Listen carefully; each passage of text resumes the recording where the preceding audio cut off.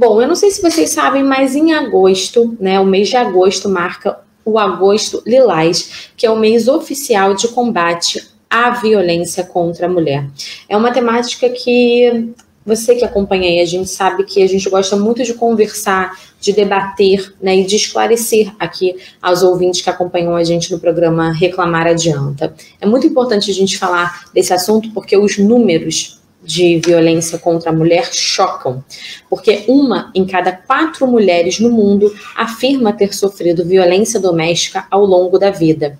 Isso é um estudo que foi publicado no periódico científico The Lancet em fevereiro de 2022. E de acordo com o Anuário Brasileiro de Segurança Pública de 2022, relativo à violência letal e sexual de meninas e mulheres no Brasil, em 2021 ocorreram 1.319 feminicídios no país, apesar de ter sido registrado um recuo de 2,4% no número de vítimas em relação ao ano anterior. Mais de 1.000 mulheres foram mortas aqui no país somente por serem mulheres. E é claro que a gente precisa sempre conversar e esclarecer as mulheres e os homens, né, sobre a violência contra a mulher.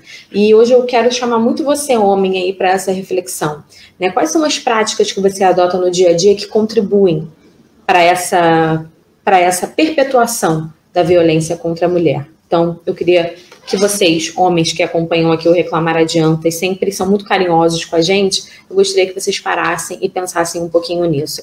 E para conversar com a gente hoje sobre esse assunto, sobre o Agosto Lilás, o mês oficial de combate à violência contra a mulher, eu convido agora a defensora pública Flávia Albaine. Flávia, bom dia, seja muito bem-vinda aqui ao Reclamar Adianta.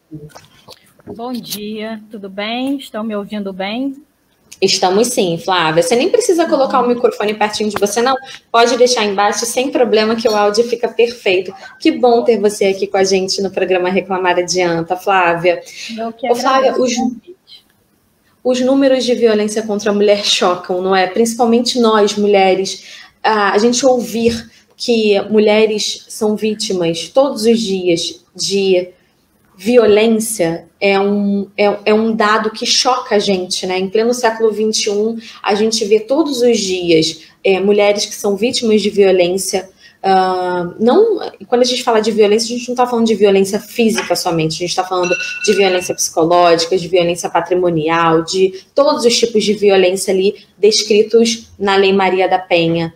Esses números chocam e vão continuar chocando a gente até quando, Flávia? Exatamente. É uma realidade muito triste, Renata. Todo dia a gente abre o noticiário e vê um caso de violência contra a mulher, né? Um feminicídio, uma lesão corporal, enfim. E esses casos que chegam ao registro das autoridades são casos que foram notificados. Nós temos que considerar que a realidade prática pode ser muito pior do que isso, porque há muita subnotificação de casos. Ou seja, casos que nem chegam ao conhecimento das autoridades responsáveis pela apuração e combate à violência contra a mulher. Então, é um número realmente assustador. O Brasil, infelizmente, ainda é um país que comete muita violência contra grupos vulneráveis. Dentre esses grupos vulneráveis estão as mulheres, a violência doméstica, né, que é o foco do Agosto Lilás, mas não somente a violência doméstica, também outros tipos de violência, como a violência institucional, a violência política, enfim. E nós precisamos nos conscientizar para que a lei, né, no caso da violência doméstica, a principal legislação é a Lei Maria da Penha, ela seja uma lei efetiva, ou seja, que funcione na prática. E o que talvez esteja faltando para que essa lei seja efetiva? A capacitação de pessoas que trabalham com esta legislação, que trabalham na proteção da mulher em situação de violência, e servidores, né, de vários setores, servidores da justiça, da saúde, do serviço social, enfim, na proteção dessa mulher vítima de violência. E também o incentivo a políticas de prevenção, porque muitas vezes a gente já vê o dano quando ele já aconteceu.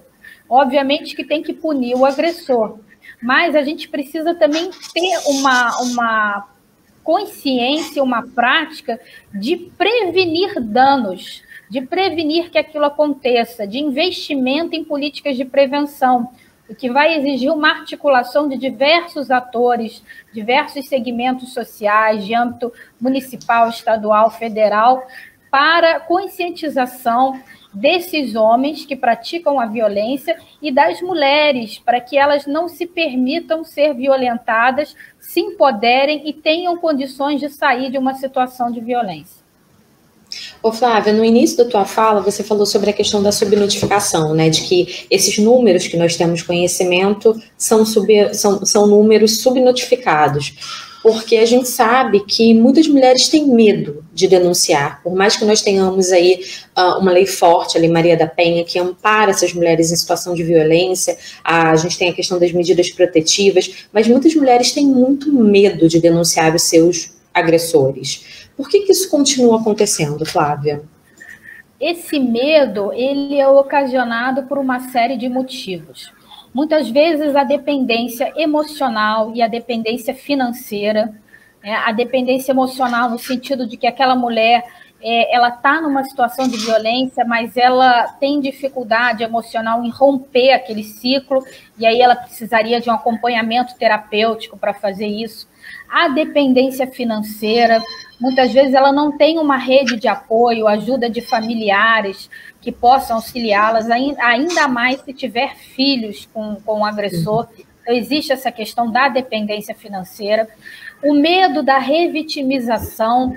Muitas vezes, quando essa mulher ela é atendida por profissionais, ela acaba sendo revitimizada no sentido de que, mas você que deu causa a essa situação, você contribuiu para essa situação, os depoimentos dela são descredibilizados, são invisibilizados. Por isso que eu falei da importância de capacitar profissionais para o atendimento dessas mulheres. Então, essa falta de estrutura no atendimento, né, esse medo de revitimizar, e o próprio medo de que ela não receba a proteção adequada e acabe sendo vítima de mais violência.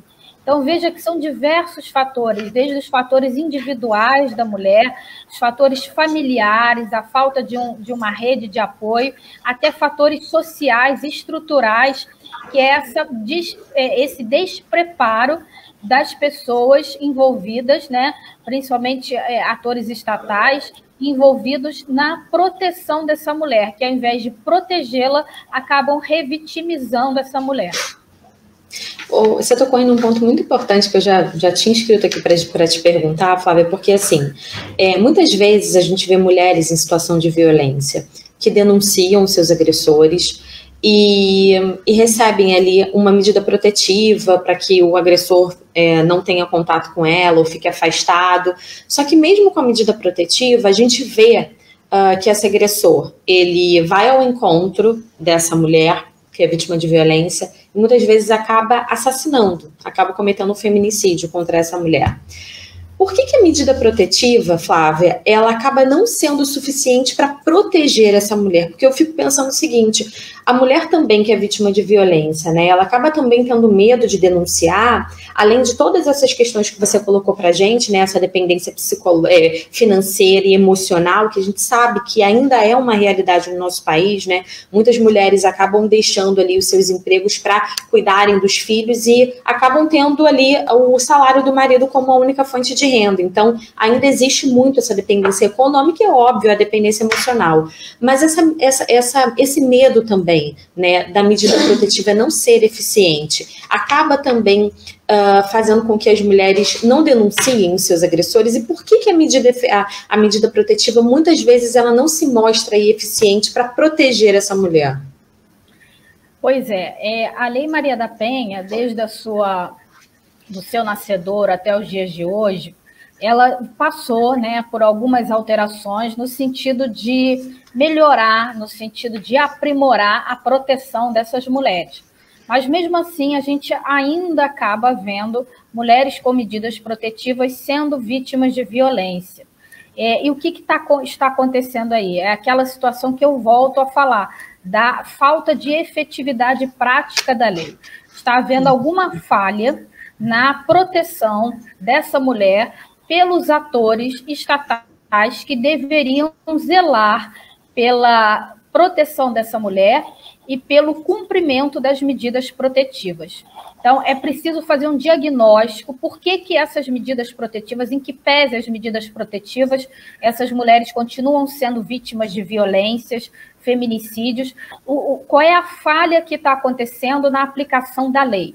Porque a lei prevê lá a medida protetiva, traz todo um sistema protetivo da mulher, na questão da saúde física, da saúde psicológica, do seu sustento material, né, na questão do trabalho também, da mulher até poder mudar o seu local de trabalho, caso ela esteja com uma medida protetiva para se afastar do agressor. Então, assim, por que não está havendo a efetividade das disposições previstas na Lei Maria da Penha? Porque está havendo alguma falha de um ou mais setores responsáveis por esse zelo dessas mulheres, né? Eu sou uma pessoa que atua no sistema de justiça, sou defensora pública, e a gente também precisa fazer autocrítica, nós, atores do sistema de justiça. O que está havendo que nós não estamos conseguindo proteger essas mulheres? Então, o grande problema é essa falta de efetividade prática da lei. Precisa ser feito um diagnóstico do porquê, quais são os motivos e investir na capacitação e na melhoria desses atores responsáveis pela proteção dessas mulheres. Você também falou, Flávia, da questão da revitimização, né? Que a mulher muitas vezes ela tem medo de denunciar porque ela precisa passar por aquele processo todo de lembrar aquilo que aconteceu. Muitas vezes ela é desqualificada também. Como você muito bem pontuou, né? Aquela pessoa que está ali ouvindo aquela história de violência sofrida pelaquela mulher diz assim, mas você provocou, você fez com que ele tivesse essa atitude. Na sua opinião, Flávia, as delegacias, em especial as delegacias de proteção à mulher, elas estão preparadas para receber essas demandas? Os profissionais, você falou muito da capacitação dos profissionais, né? Esses profissionais dessas delegacias, eles estão capacitados ou a gente precisa ainda capacitar muito mais ainda esses agentes? Então, de um tempo para cá, começou a se falar mais sobre isso, né? Sobre essa revitimização, sobre a violência institucional de gênero, fruto desse machismo estrutural. E já tem se falado mais e já se percebe um movimento a nível nacional de maior preocupação com a capacitação desses profissionais. Então, de um tempo para cá, já está se falando mais e acredito que já esteja se investindo mais na capacitação. Mas essa capacitação ela é algo que ainda precisa acontecer, exatamente para preparar esses atores, e não são apenas os policiais, né, ali da delegacia de polícia, não. São também os profissionais da área de saúde, os profissionais da área jurídica, todos esses profissionais que fazem parte do ciclo da rede de proteção dessa mulher, para que eles sejam orientados de forma correta, né? E aí a importância também de uma equipe multiprofissional, com psicólogo, para ajudar a abordagem dessa mulher, como é que essa mulher vai ser inquirida, vai ser ouvida, de forma a mitigar o máximo possível os danos emocionais e físicos e outros danos que ela já tenha sofrido com a violência doméstica, para que aquilo não a machuque novamente, ou que isso seja feito da forma mais sutil possível, no sentido de não revitimizá-la. Então, a importância dessa capacitação e dessa equipe multiprofissional, cada profissional ali desenvolvendo o seu papel. Então, essa capacitação, apesar de alguns anos para cá já estarmos falando mais sobre isso e chamando mais atenção sobre isso, essa capacitação precisa continuar ocorrendo. Ela é uma capacitação continuada. Então, é preciso se investir em políticas públicas de capacitação dessa rede de apoio das mulheres, sim, porque essa é uma forma de melhorar a proteção dessas mulheres, empoderá-las e estimulá-las, né, estimular essas mulheres para que elas saiam e denunciem essas situações de violência. Agora, Flávia, o que nós, mulheres e também os homens, né, cada um de nós, a gente pode fazer para contribuir aí para a redução do número da violência contra a mulher? A grande questão, em primeiro lugar, é analisar o nosso próprio comportamento, porque muitas vezes nós mulheres também, homens e nós mulheres também, nós acabamos reproduzindo situações que nos foram passadas pelos nossos antecessores, e naquela época algumas situações de violência contra a mulher eram tidas como normais, como naturais. Por exemplo, há alguns anos atrás, né, numa sociedade patriarcal ainda, com valores machistas muito arraigados, se o esposo quisesse relação sexual com a esposa e ela não quisesse, ele estava no direito dele de obter essa relação à força, um estupro. Um estupro. Então, o estupro entre cônjuges era normal e era aceito socialmente, porque era tido como um dos deveres do matrimônio. Então, a mulher que era estuprada pelo próprio marido era um comportamento socialmente aceito. Isso alguns anos atrás. Então, são valores que muitas vezes são passados de geração para geração e nós todos estamos nos desconstruindo, revendo esses valores, refletindo sobre esses tipos de violência, mudando esse pensamento machista, patriarcal. Então, eu acho que a principal mudança ela deve começar por nós mesmos, nós refletirmos se nós não estamos reproduzindo comportamentos violentos, ainda que tacitamente, de forma velada, de violências que até então eram tidas como aceitas e normais socialmente. Esse é o primeiro passo. O segundo passo é procurar se informar, se conscientizar, tomar conhecimento, né, de quais são os seus direitos. E aí daí a importância de estarmos fazendo programas como esse, de informação à população, de levar essa informação para esses homens e essas mulheres. Então, investir na conscientização, na capacitação, na prevenção. Então, quem quiser colaborar para o fim da violência contra a mulher, procure se informar o que é a violência contra a mulher. Há a violência física, né, casos de feminicídio, casos de lesão corporal, que é gravíssima, mas há também outros tipos de violência que, inclusive, às vezes são veladas e sutis, com a desqualificação do trabalho de uma mulher, com a violência institucional, com a invisibilização do trabalho de mulheres, com o fato de mulheres ganharem menos em empresas ou não serem contratadas porque o empregador fica com medo dela engravidar ou coisas do tipo. Né?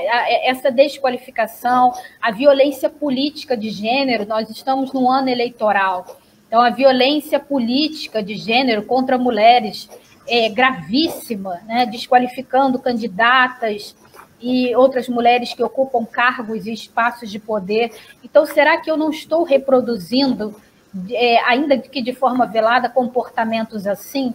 Então, procurem se informar o que é a violência contra a mulher, homens e mulheres, porque às vezes mulheres violentam mulheres também.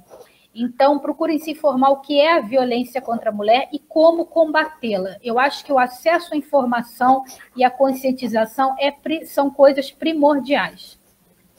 Ô, Flávia, achei muito importante você citar, né, você falar um pouco aí sobre essa questão da reprodução de comportamentos violentos, né? E essa reprodução de comportamentos violentos, ela não é só por parte do homem, ela é por parte da mulher também, porque é o que você disse, né? A maioria de nós aqui fomos criadas em ambientes muito machistas. E a gente vai se desconstruindo e a gente vai entendendo a cada dia o que a gente pode e o que a gente não pode. A gente vai entendendo o que é certo e o que é errado, né, dentro dessa reprodução de práticas machistas. E é muito importante também que os homens entendam isso. Para que esse machismo que é muito arraigado na nossa sociedade, ele não se perpetue. Eu acho que esse que é o grande papel, né, do Agosto Lilás, de todas as campanhas aí de combate à violência contra a mulher. É realmente a gente colocar um fim nessa perpetuação de comportamentos violentos contra a mulher, que, como você muito bem disse, Flávia, no passado, né, num passado muito próximo, eram normais, eram comportamentos normais. Socialmente aceitos. Exatamente, assim, só para a gente fazer um contexto histórico assim muito rápido para quem está acompanhando a gente, há pouquíssimo tempo a mulher ganhou o direito ao voto. Há pouquíssimo tempo a mulher tinha que pedir permissão ao marido para trabalhar. Vocês conseguem imaginar isso, vocês que estão acompanhando a gente? Sabe, há algum tempo, né, no século passado, as mulheres que casavam perdiam o direito à herança dos pais.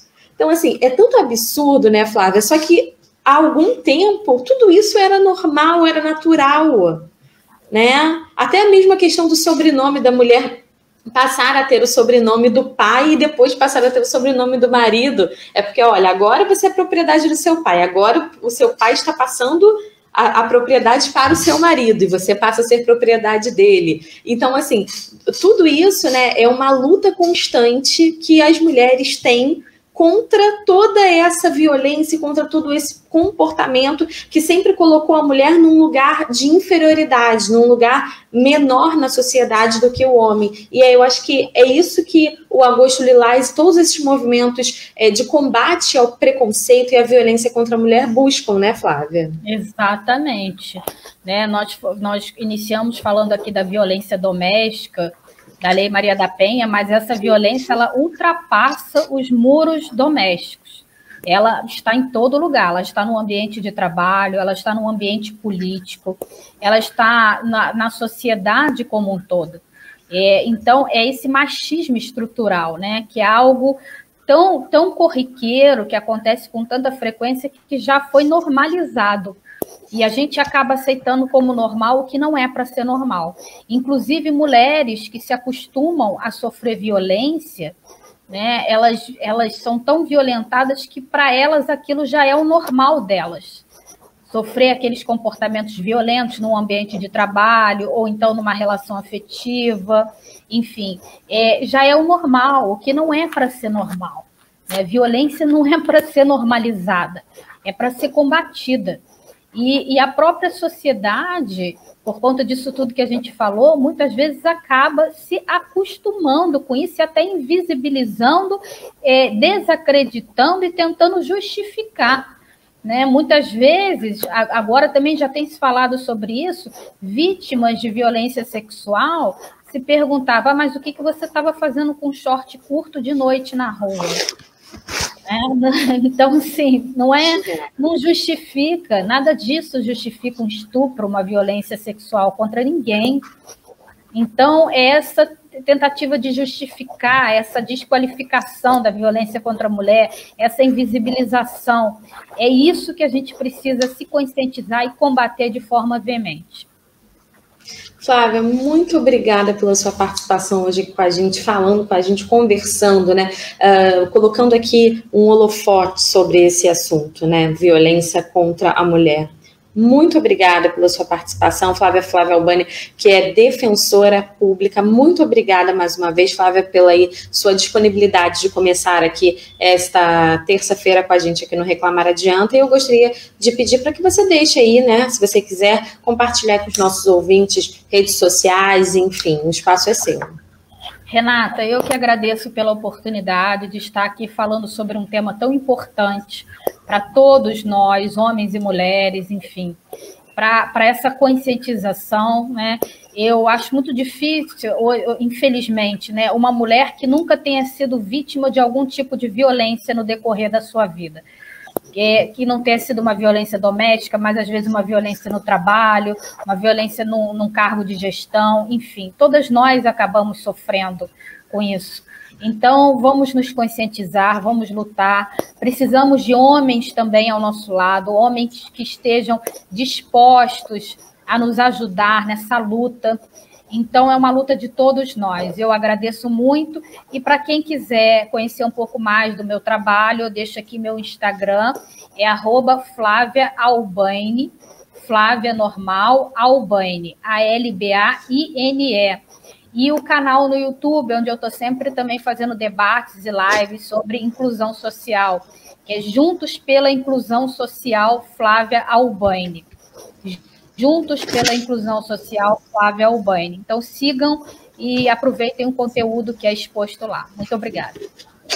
A gente que agradece, Flávia. Um grande abraço para você e a gente se vê em breve aqui no programa Reclamar Adianta. Tchau, tchau. Tchau, tchau, Renata.